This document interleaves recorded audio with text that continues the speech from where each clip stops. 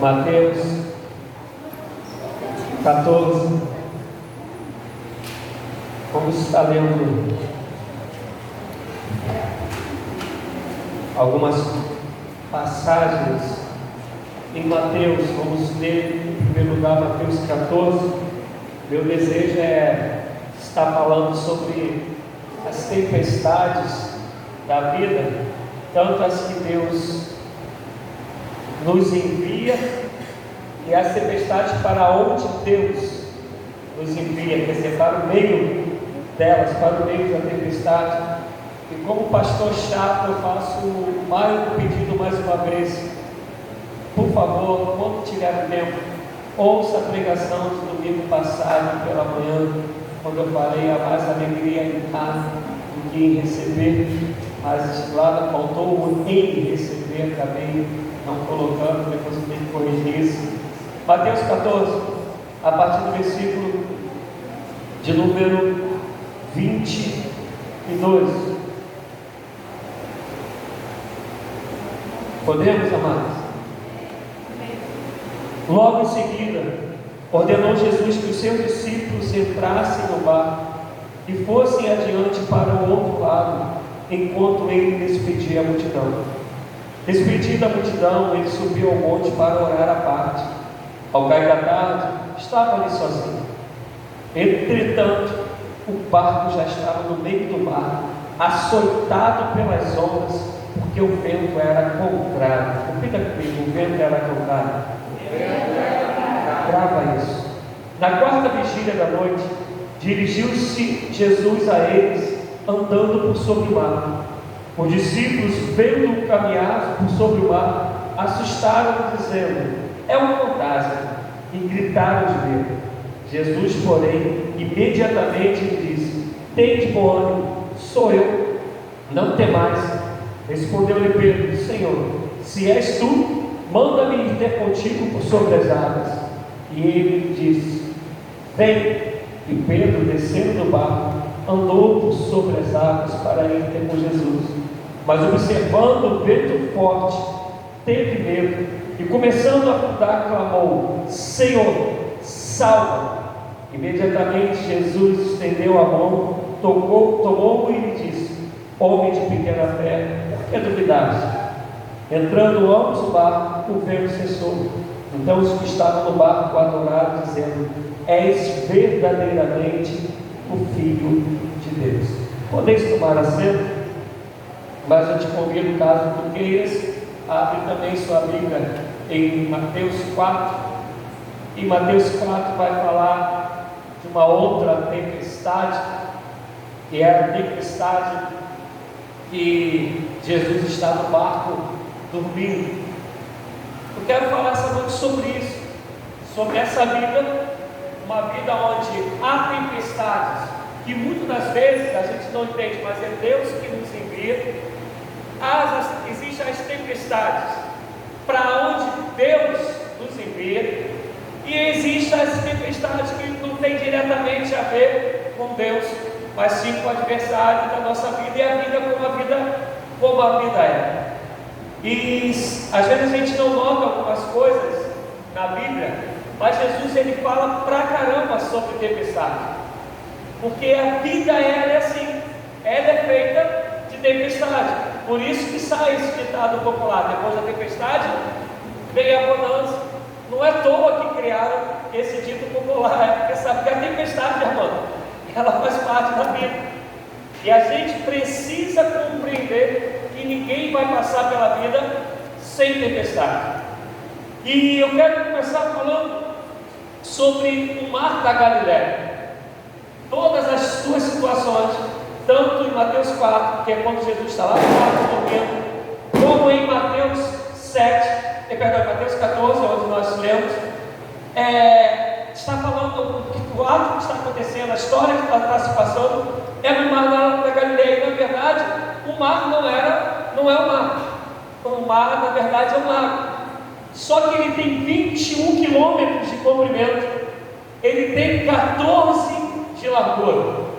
Então, devido à sua extensão, o pessoal fala que é o mar, porque era por ali que pessoal navegava, era ali que o pessoal pescava, né? Era ali um caminho mais curto para ir para muitas outras cidades. E esse mar ele fica 220 metros abaixo do nível do mar. E em volta dele há vários montes, há várias montanhas. E uma delas que a gente conhece muito na Bíblia, é o chamado Monte Hermon. E esse Monte Hermon, ele tem 2.790 metros de altura. E devido à sua localização e à sua altura, quase o ano todo, ele está com neve. E quem conhece picos aí de neve, como a gente tem aqui mais próximo da gente, que é o Andes, a gente sabe que de vez em quando neve derrete, neve cai, e quando ela derrete ou ela cai de maneira muito forte no lago que a gente está falando da Galileia, normalmente ondas muito grandes acontecem, como também acontece tempestade. É um lago, é um mar, né, dependendo de como a gente queira dizer, que até hoje ele é conhecido por constantes tempestades durante o ano. Então, ter tempestade ali é algo natural, é algo normal. E a gente tem que lembrar que no meio dos discípulos havia alguns que eram pescadores, e Jesus os chama enquanto que eles estão pescando, né? Pedro, Matias, outro Judas que é o filho de Zebedeu, João, eram pessoas que eram pescadores que Jesus foi passando, nos chamando. Então eles estavam acostumados com aquele mar. Mas a passagem que nós lemos diretamente, a que nós lemos, é de Mateus 14. Quando a gente vai ler a partir do versículo 13, vai chegar no capítulo 13, vai chegar no capítulo 14, nós vamos lembrar que havia morrido João Batista. E João Batista, a gente conhece a história pela qual ele morreu. Ele vai e denunciou o cara que estava adulterando, pegando a mulher do irmão dele. E aí Herodias vai e fala: olha, eu quero a cabeça lá, se minha filha dançar isso for agradável a ti, eu quero a cabeça lá de João Batista. João Batista era primo de Jesus Cristo, filho de Isabel. E a gente conhece a história, a cabeça de João Batista acaba parando numa bandeja, porque ele é degolado. Então isso com certeza a Bíblia não fala, mas eu quero crer, e creio que você vai entender, que vai estar de acordo comigo, que quando a gente perde alguém muito próximo, há uma tristeza no coração, há uma tristeza da alma. Jesus Cristo e João Batista, eles tinham a mesma idade, eram meses que separavam um do outro. Quem lembra da história? Maria caminha um montão de dias até o encontro de Jezabel, e Jezabel está lá com João Batista ainda no ventre. Quando se aproximam, há aquele mover no ventre de Jezabel pela presença de Jesus Cristo ainda no ventre ali de Maria. E João Batista, além de ser esse primo, de ter essa promessa da parte de Deus que ele viria, João Batista também aquele que preparou o caminho para Jesus. E ele não só preparou o caminho, ele batizou o próprio Jesus. E quando ele chega para batizar Jesus Cristo chega para ser batizado, e ele vai batizar Jesus, ele fala: eu não sou digno nem de desamarrar as suas sandálias. E aí Jesus fala para ele: tem que se cumprir a promessa, tem que se cumprir a palavra. É o primeiro momento que a Bíblia vai narrar e se faz presente a Trindade. Jesus Cristo está ali, ouve-se a voz do Pai dizendo: esse é meu Filho amado, em quem me comprazo. E aí vem como uma pompa, o Espírito Santo sobre Jesus. E aí a gente vai ter a primeira referência clara sobre a Trindade, Pai, Filho e Espírito Santo. Eu estou contando tudo isso para a gente entender o seguinte: havia um conhecimento muito grande sobre o que era o mar da Galileia.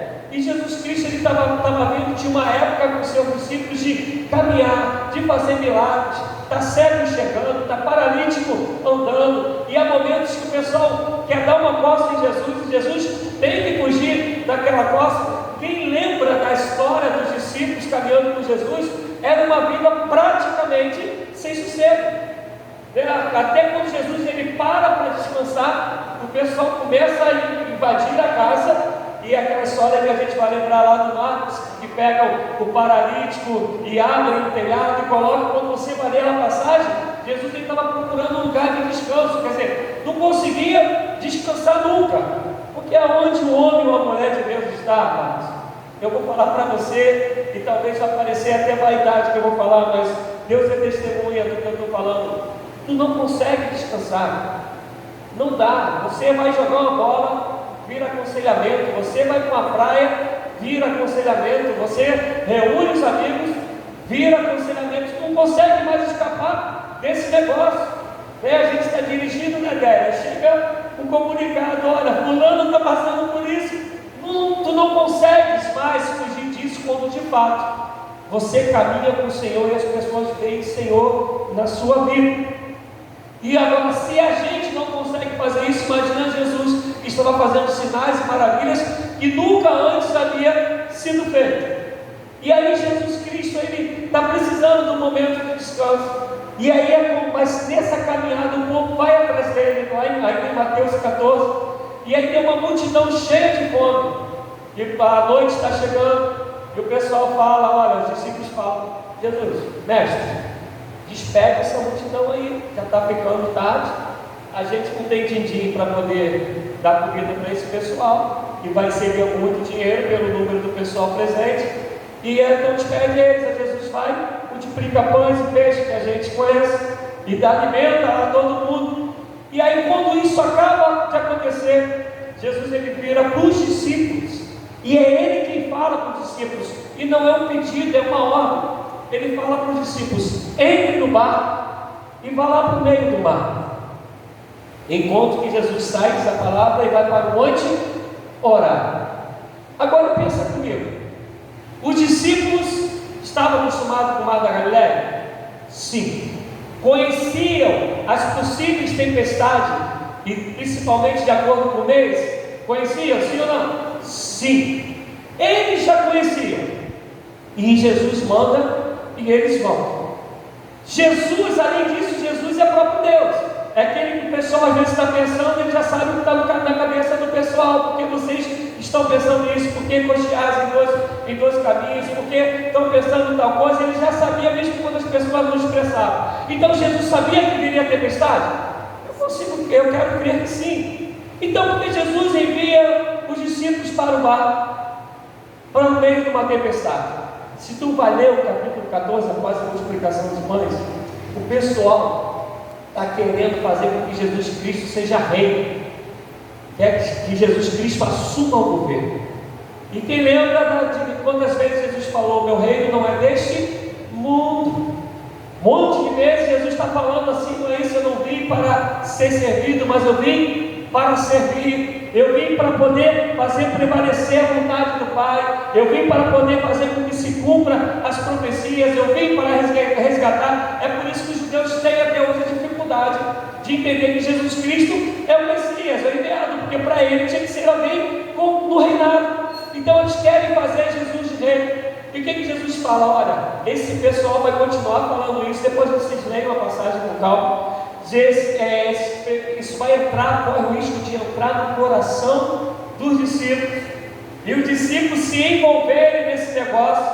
Então é melhor mandá-los para a tempestade, e eles ficarem no centro da minha vontade, do que eles ficarem no lugar de paz e acabarem se corrompendo. Você consegue entender o que eu estou querendo dizer? A gente conhece um monte de história de alguém que está sendo elevado. A política então nos mostra isso de maneira assim muito forte.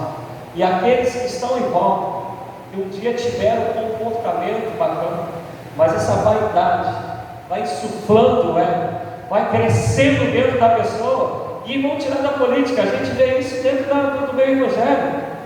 Pessoas que antes de ter um nome como pastor, como bispo, como papa, como qualquer que seja, eram pessoas simples, pessoas acessíveis, pessoas que exalavam Jesus, que respiravam Jesus. E de repente, você, para chegar a essa pessoa, você tem que falar com 200 mil até chegar a ela, se chegar, que muitas das vezes ela vai falar assim para você: não tem como, não posso te atender. Eu lembro de uma pregação de Hernandes Dias Lopes. Ele conta que acho que foi a secretária dele, Hernandes Dias Lopes conta que um pastor amigo dele estava contando para ele que a secretária desse amigo pastor quis chamar o fulano de tal, de um determinado lugar, para pregar na igreja desse pastor. E esse pastor convidado não atendeu nenhum telefone, que atendeu foi a secretária.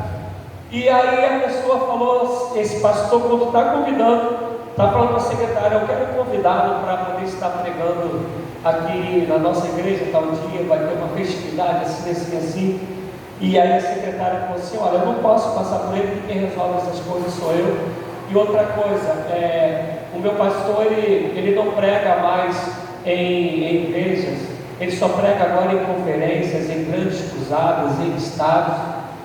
E aí Hernandes Dias Lopes fala que o pastor que havia convidando pede desculpa pelo incômodo, desliga o telefone, mas Hernandes Dias Lopes fala para o cara: então esse pastor está mais importante do que Jesus.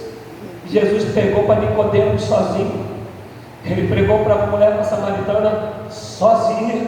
Então esse homem está mais importante do que Jesus, porque a gente tem essa inclinação para que o ambiente ele nos convide e nos faça ceder daquilo que está sendo proposto para nós. Ontem lá em casa, o pastor Wagner e a Luciana foram lá para casa, que depois do culto dormiram lá, e nós ficamos até meia-noite e pouca conversando. E Deus deu algumas coisas que eu senti o desejo de passar para eles, pelas lutas do meio pastoral que a gente tem vivido aqui na Igreja Metodista enquanto primeira região para alguns, não é para todos, mas para alguns. E eu falava para ele, não permita que a instituição ou que a circunstância tire de você aquilo que você tem como princípio. Não permita, não venda os seus princípios, não venda os seus valores. E eu falava para ele, quem João sabe que você vai, a gente tem uma certa aproximação de conversar, o negócio está ruim para lá, ele me liga e a gente faz essa via de mão dupla. E eu falava para ele, olha, um dos grandes problemas que eu sofro enquanto igreja metodista é que eu não tenho clube. Eu não sou de clubinho nenhum, eu não sou de grupinho nenhum. Eu ou tenho amigos ou eu não tenho. Ou tem a ver com o reino ou eu não tenho. Eu não consigo vender os meus princípios, eu não consigo vender os meus valores. Tem gente aí, eu vou botar assim, de um alto grau institucional, e tem conversa que eles nem tentam conversar comigo, porque sabem que eu não tenho medo de falar aquilo que eu creio, e não consigo vender aquilo que eu creio, a não ser que me prove que eu estou errado. E eu falava isso para o Pai Vanessa, porque a circunstância, a instituição, às vezes vai nos amassando tanto, vai nos encurralando tanto, e às vezes para a gente sentir menos dor, ou para a gente ficar numa situação melhor, a gente acaba vendendo nossos princípios, a gente acaba deixando ir os nossos valores que tanto defendemos, que tanto pregamos durante anos. E eu falava para ele: não deixe isso acontecer. E eu quero crer que o cuidado de Jesus Cristo para com esses discípulos era isso. Se isso entrar no coração deles, eu vou perder tudo que eu tenho feito na vida deles, porque eles vão se corromper. Então Jesus fala: é melhor te mandar para a tempestade e ter vocês no centro da minha vontade, do que ter vocês em terra firme, no lugar onde tu está sendo elogiado, tu está sendo exaltado, e você acabar se perdendo, você acabar se corrompendo. A gente precisa entender que muitas das vezes Deus nos envia para a tempestade, é para nos salvar, é nos salvar da gente mesmo, é para nos livrar da gente mesmo, é para que essa tempestade seja um lugar que a gente encontre Deus e a gente se encontre, porque muitas das vezes as facilidades, os elogios, eles nos corrompem, eles nos compram.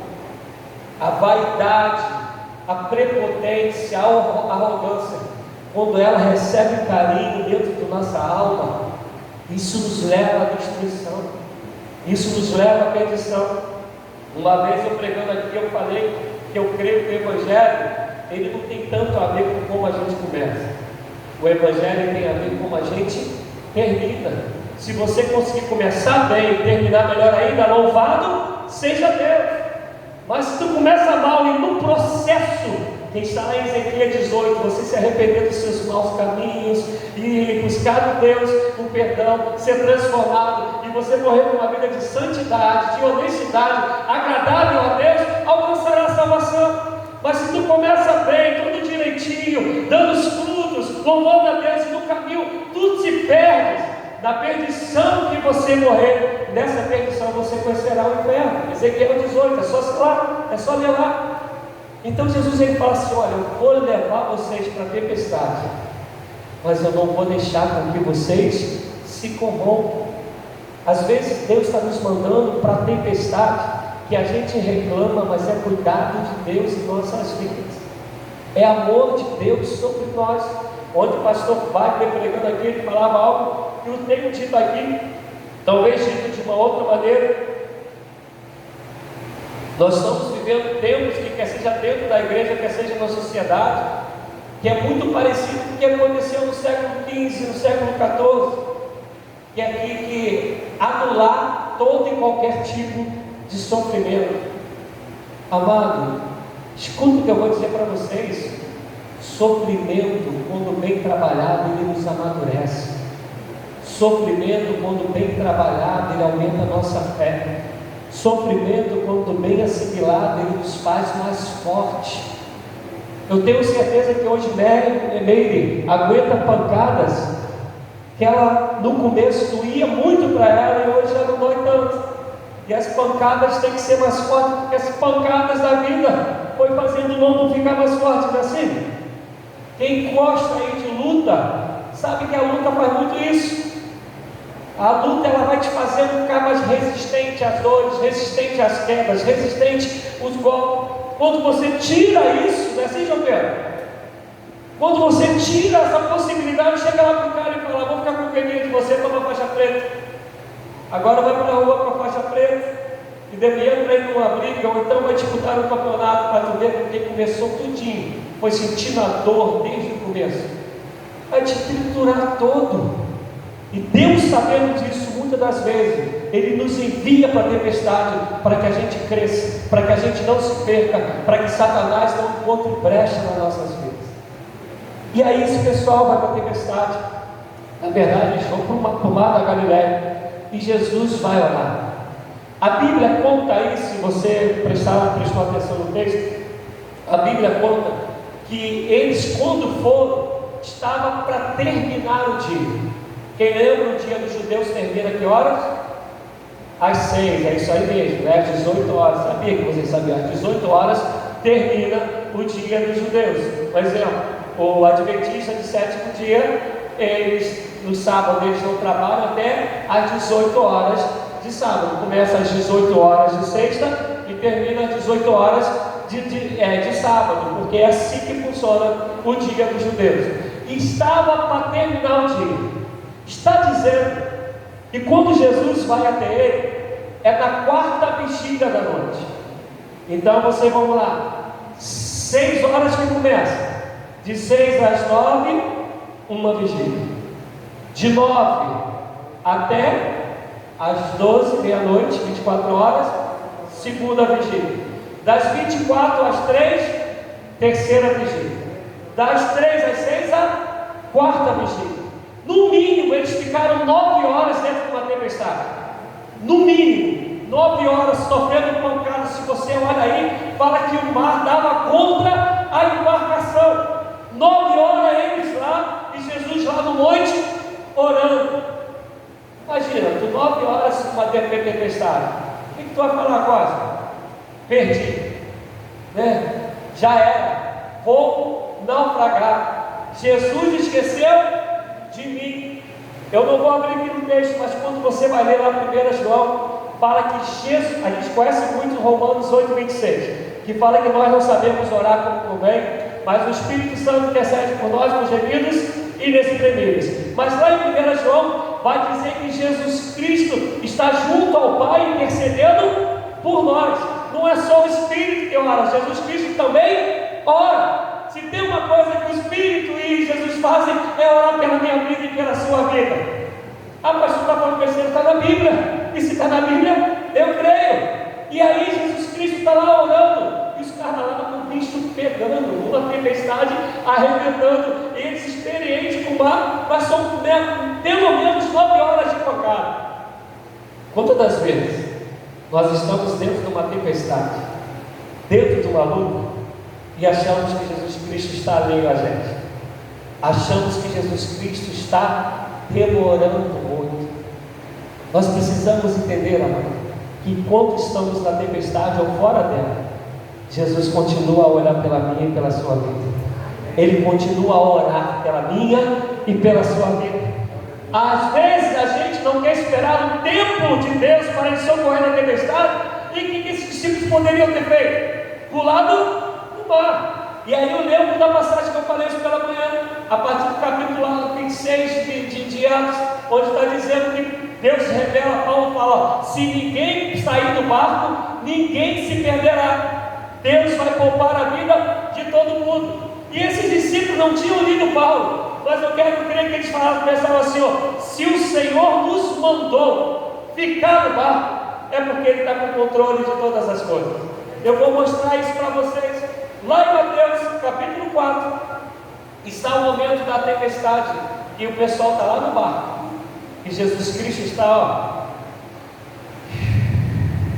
Graças a Deus eu não escutei o ronco do pastor Wagner ontem.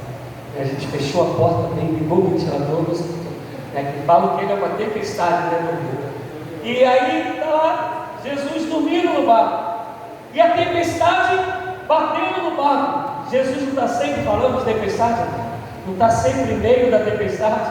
Mas o interessante é que a tempestade não abala Jesus. Que sono de pedra é esse? Gente, meu sono é tão leve. Minha esposa está ali que pode falar isso. Se eu estiver dormindo, você parar e ficar olhando para minha cara, eu acordo. A Alessandra, ela levanta para ir no banheiro e fala: o que aconteceu? Ela fala: eu estou indo no banheiro, não posso não. Eu acordo com tudo. Meu sono é o sono mais fresco do mundo. Gente, a tempestade está acontecendo e Jesus Cristo está dormindo. E os discípulos apavorados chegam lá para ele: mestre, a tempestade está aí. Cara, se eu sou Jesus, eu falo: qual é o problema? Eu estou no barco. Se eu estou no barco, pode vir a tempestade que for. Na hora que eu quiser, eu vou falar: mar, se aquieta, vento, se acalma. E a bonança acontece. E os discípulos falam: quem é esse que até o vento e o mar lhes obedece? E aí os discípulos tinham vivido isso, irmão, lá em Mateus 4. Estão agora em Mateus 14. Estão na tempestade.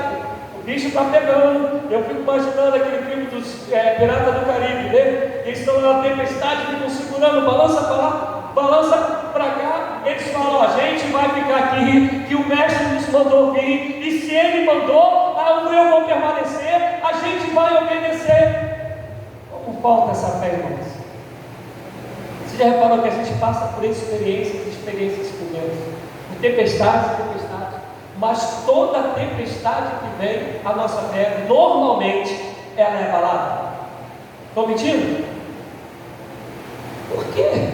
Quantas experiências Jesus já deu, que Ele conhece as tempestades, Ele conhece o mar que tu está navegando, Ele conhece a tua embarcação, e no tempo oportuno, Ele virá para te resgatar, como Ele fez das outras vezes. Mas toda vez que ela vem, a gente fala: meu Deus, por que eu estou passando por isso? Que tempestade é essa? Eu não vou suportar, a angústia está muito grande, a agonia está muito forte, não dá, eu não vejo solução, eu olho para um lado, olho para o outro, não vejo escape. Eu quero te dizer, ainda que seja na quarta vigília da noite, o Senhor que ordena que o mar se aquieta e o vento se acalma, Ele virá no teu socorro. Ele virá. Espere mais um pouquinho, e aquele que há de vir, virá. Ele é o Senhor da tempestade. E aí, Jesus Cristo desce do monte e fala: vou ao encontro deles agora. E olha lá, tempestade arrebentando todo mundo. Jesus vai andando. Gente, eu não consigo imaginar isso. Se o barco estava andando para um lado para o outro, diz aí a palavra que o golpe estava dando no barco. Vem Jesus andando.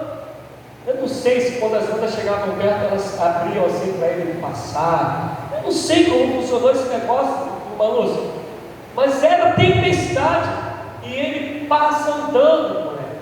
E aí a primeira reação dos discípulos é um ghost, é um fantasma.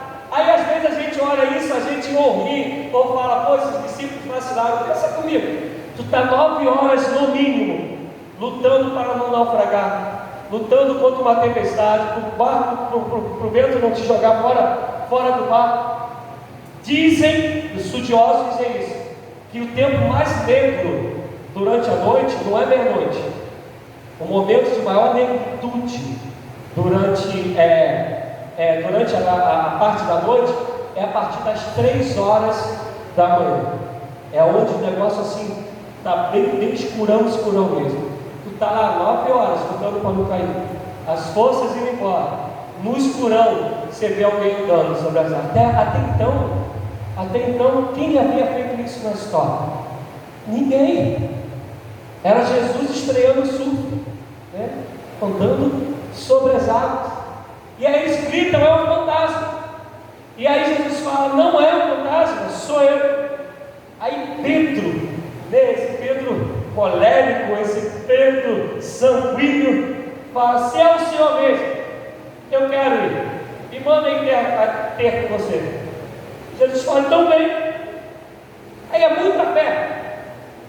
Pedro vai lá, gente, são 9 horas lutando numa tempestade. Ele acha que é um ghost, ele acha que é um fantasma. Jesus fala: sou eu, mas ele não identificou ainda que é. Tanto não identificou que ele fala: se é o Senhor, me mande, porque ele já sabia que Jesus falava: Pedro, quietinho, Marco, tranquilo. Ele falou: então manda aí. E Pedro vai. O interessante é que Pedro vai, mas Jesus não para a tempestade. Já parou para pensar nisso? Jesus vai ao encontro de Pedro, Pedro vai de encontro a Jesus, e a tempestade continua. Por que a gente acha que quando Jesus está vindo ao nosso encontro, nós estamos ao encontro dele, a tempestade está vindo?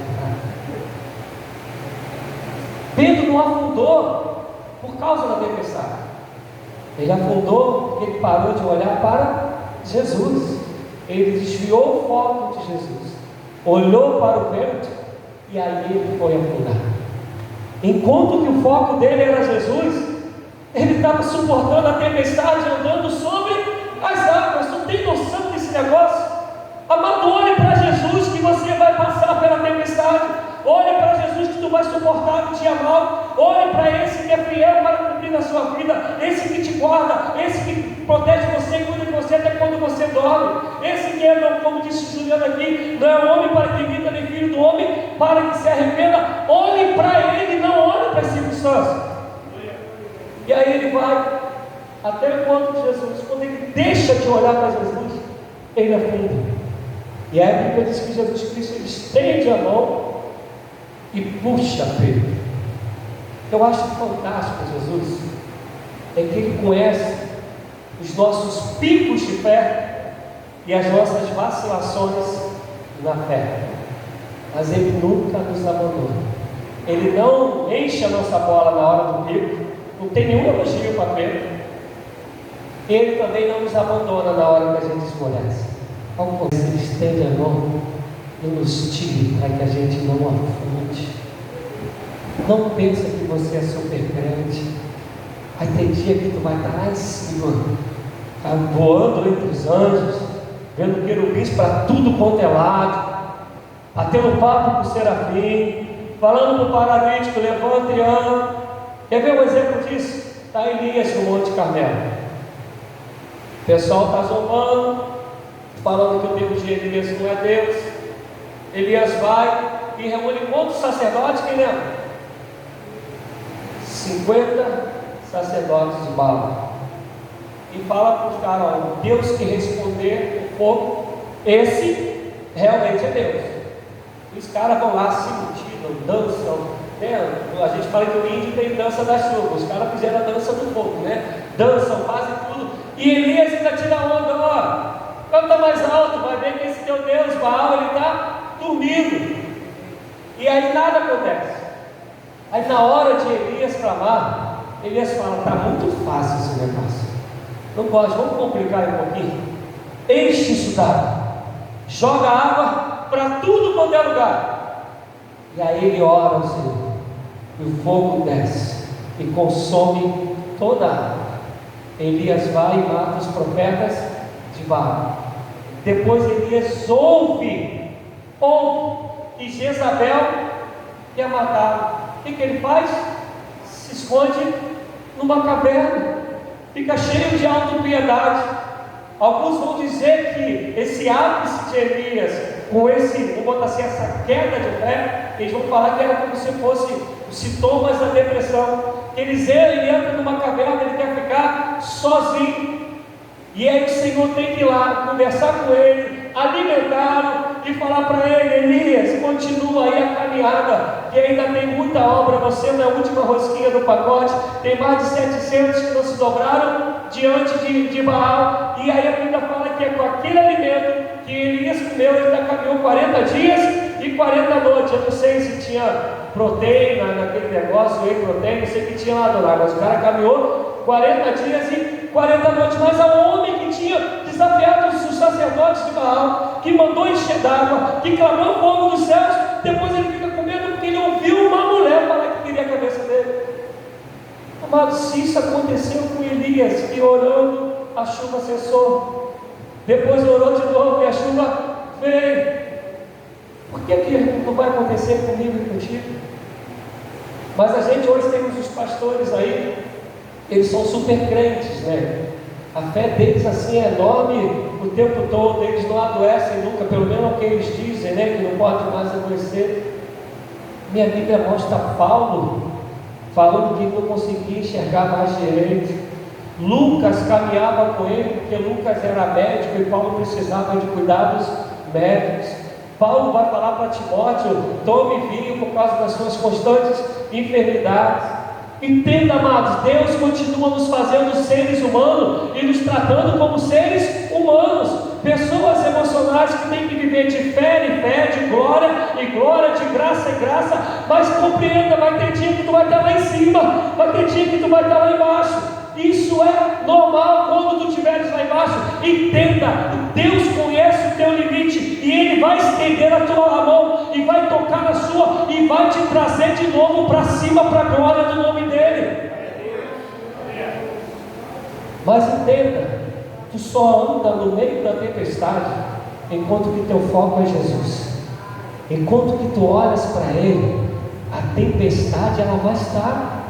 Amado, entenda, você não vai estar livre da tempestade enquanto não morrer. E olha que às vezes você pode morrer e deixar outro na tempestade. Não fez aí o seguro funeral e o outro vai entrar no vento por tua casa. Mas você só fica livre quando morrer. É por isso que em Mateus 7, Jesus ele vai dar um exemplo sobre aquele que constrói, Beto, a casa na rocha e a casa na areia.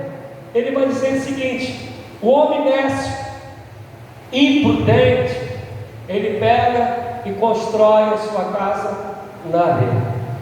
Vem o vento, vem a tempestade, bate nela, irmão, e ela rui, desmorona.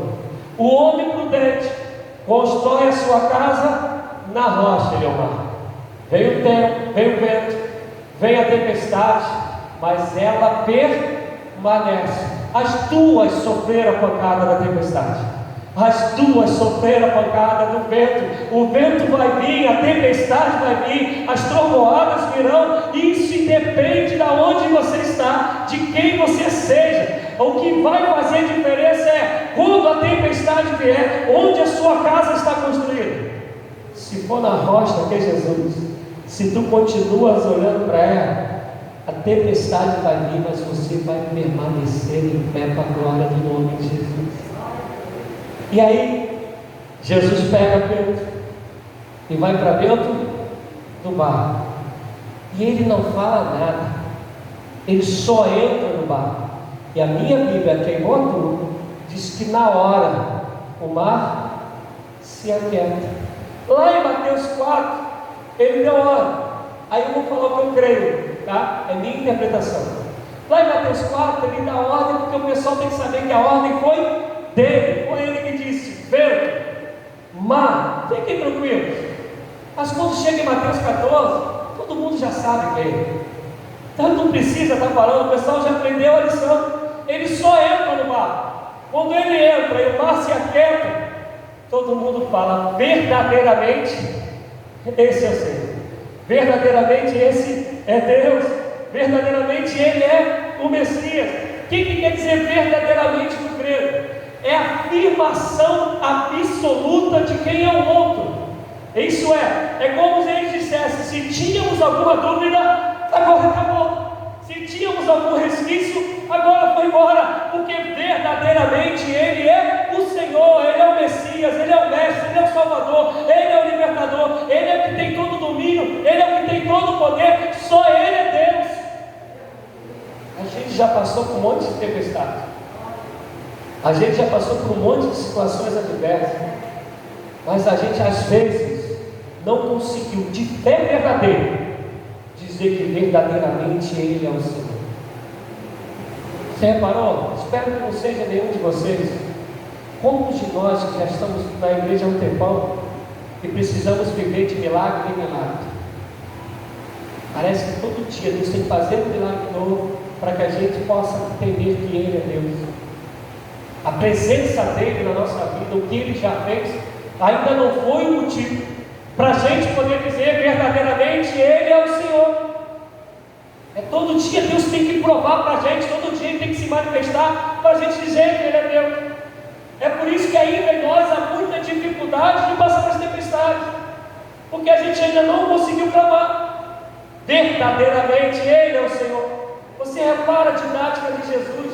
Os discípulos no capítulo 4 ouvem Jesus Cristo dizer que Ele que ordenou para o vento e o mar se aquietar. No capítulo 7 Ele está dizendo: as tempestades virão, as lutas virão, as provas virão, construa a sua casa na rocha, do contrário ela vai ruir. No capítulo 14 vem a tempestade, que é onde Jesus os envia para a tempestade, para que eles não se corrompam, para que eles não cedam à tentação do mundo, aos elogios enganadores do adversário. Vai para a tempestade que eu quero poupar vocês. Como eles aprenderam tudo no capítulo 4, no capítulo 7, quando chega no 14, é como se falasse assim: agora não tem mais dúvida, verdadeiramente Ele é o Senhor. Eu quero caminhar para o final dessa mensagem para dizer uma coisa: entenda, Maria, Jesus nos envia muitas das vezes para a tempestade. Quando você vai abrir o livro de Mateus, ainda, no capítulo 16, logo aí na frente, tem a passagem que Jesus Cristo está saindo da Galiléia, e está indo para Jesus, me deu um branco agora, na cidade que ele vai. Daqui a pouco eu vou lembrar. Meu Deus, a cidade da idolatria. Falo sobre isso direto, pego sobre isso direto, mas depois daqui a pouco eu lembro, lá Mateus 16. E ele está indo para a cidade lá dos idólatras, da prostituição, tudo está perdido. Cesareia de Filipe, ou Cesareia Filipal. Ele está indo lá para Cesareia, saindo do lugar da religiosidade, do lugar que o pessoal considerava um lugar santo. Ele sai daí para ir para um lugar todo obscuro, do lugar que o povo olhava como trevas. E no caminho ele pergunta: quem dizem que sou eu? E aí tem aquela revelação de Pedro, que Deus revela ao Senhor Jesus. Deus revela a Pedro: tu és Cristo, Filho do Deus vivo, tu és o Messias, tu és o enviado. E Jesus Cristo fala para ele: muito bem, Bar Jonas, filho de Jonas, que não foi nem carne nem sangue que tu revelou, mas sim meu Pai que está nos céus.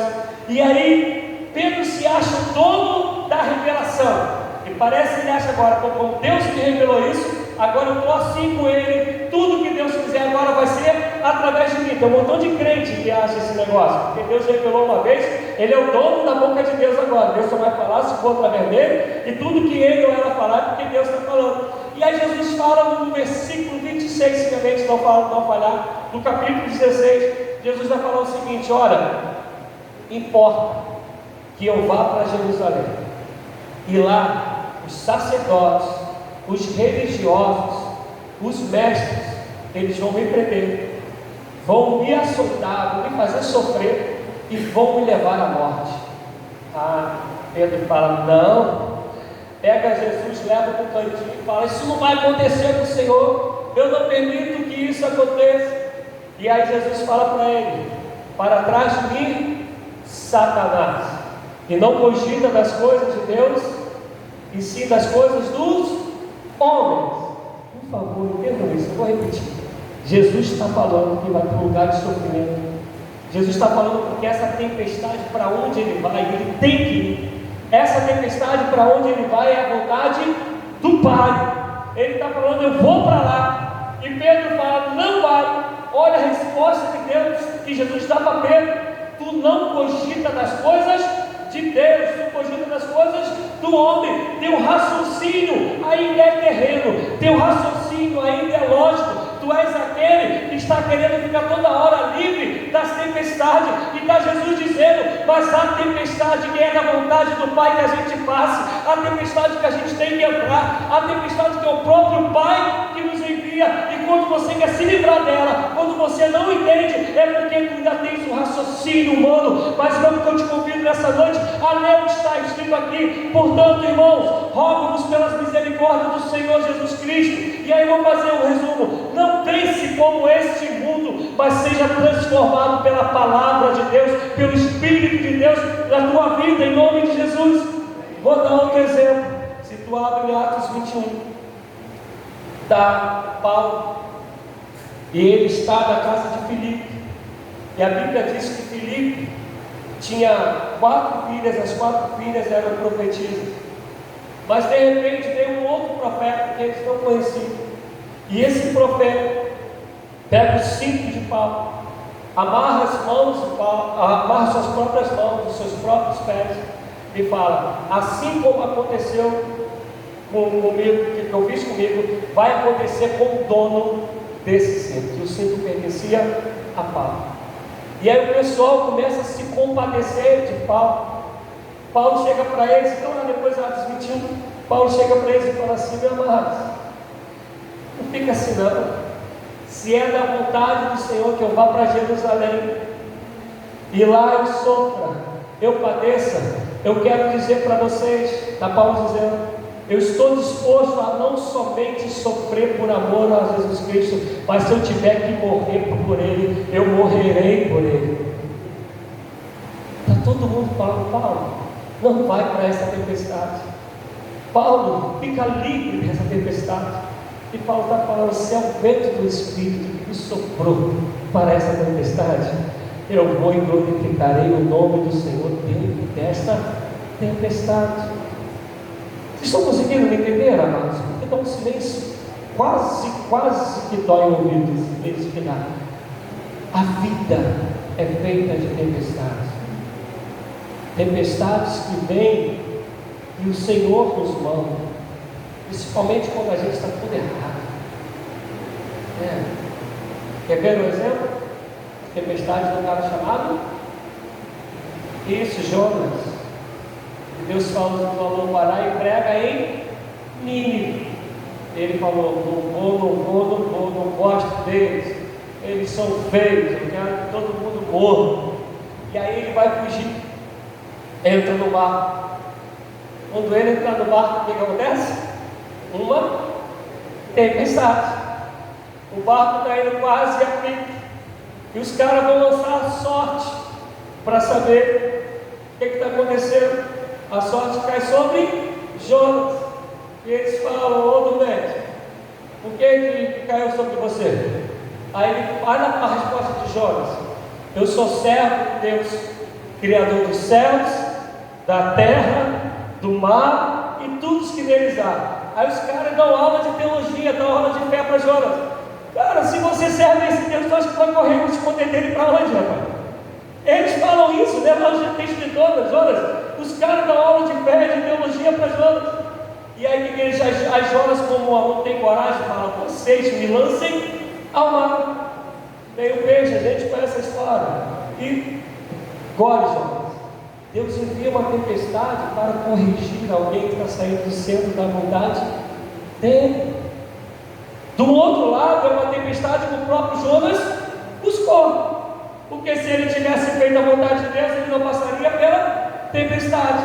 Mas como ele saiu da vontade de Deus, Deus teve que fazer uma tempestade acontecer para que ele saiba que Deus é o Senhor e ele possa cumprir a boa, agradável e perfeita vontade de Deus. Eu quero te dizer para essa noite: Deus, ele não tarda quando você está na tempestade. Ele sabe o tempo que não quer. E quando você está na tempestade, não pensa que o Senhor Jesus está alheio ao que você está vivendo. Ele está orando pela sua vida, para que a sua fé seja renovada e você consiga suportar a tempestade. E quando ele vier, olhe só para ele. Quando a tempestade vier, olhe só para ele. Que você vai passar pela tempestade. Não está dizendo que ele vai aquietar a tempestade nessa hora, mas ele vai te dar condições de passar por ela. Mas se porventura a sua fé não for lá em cima, mas o pouco que tu tens, como Pedro, clame a ele, que Pedro afundando, o que ele fez? Clamou: salva-me. E o Senhor estendeu a mão e o salvou. Aí quando você e ele se tornam um, automaticamente a tempestade cessa. Mas cessa essa. Sabe de uma coisa? Outras virão. E não pensa que vai ser igual. Porque se for igual, tu passas tranquilo.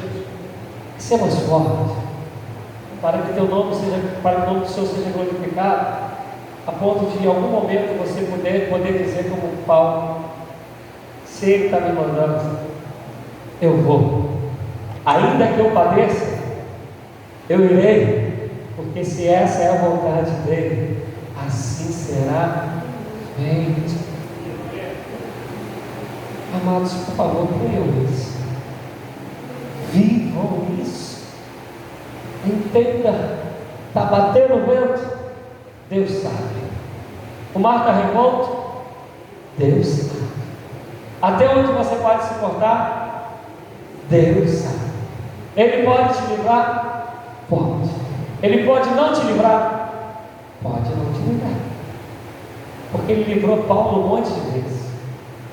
Mas na última ele falou: Paulo, agora chega. Venha para mim e venha viver o que tu disseste antes lá em Filipenses, o que tu disseste antes lá em Gálatas. É melhor estar comigo. Estar comigo é lucro. Venha, meu. Por quê? Porque Deus deixou de ser Deus? Não, ele só disse: Paulo, até aqui. O que tu tinhas que fazer, já fizeste. O que tu tinhas que viver, já viveste. Agora venha para o meu Pai. Venha para a Nova Jerusalém celestial. Meu desejo é que nós entendamos isso, que vivamos conscientes das tempestades, sabendo que o nosso Senhor não vai nos livrar da maioria delas, mas Ele vai passar nela conosco. Ainda que você o veja distante, ainda que você possa dizer: Ele está dormindo, mas se Ele está no barco, tudo vai bem. Vamos ficar em pé?